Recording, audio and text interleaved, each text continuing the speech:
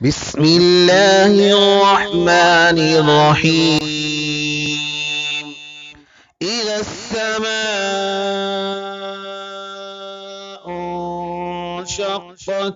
وأذنت لربها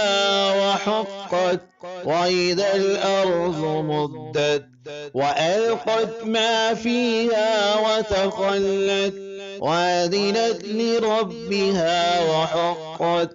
يا أيها الإنسان إنك كادح إلى ربك كدحا فملاقيه فأما من أوتي كتابه بيمينه فسوف يحاسب حسابا يسيرا وينقلب إلى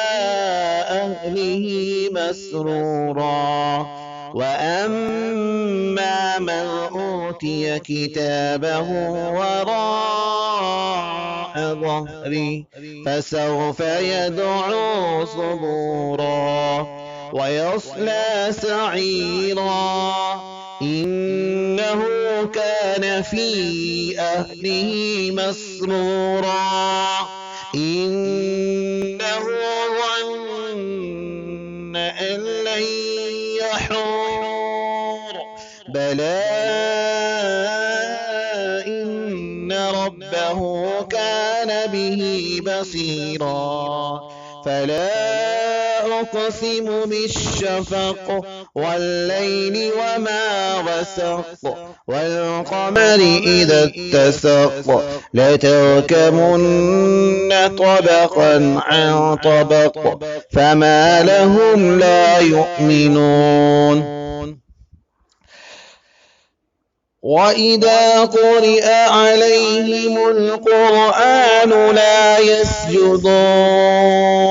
بل الذين كفروا يكذبون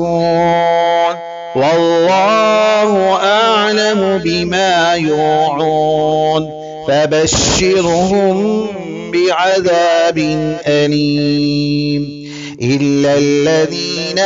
آمنوا وعملوا الصالحات لهم أجر غير ممنون.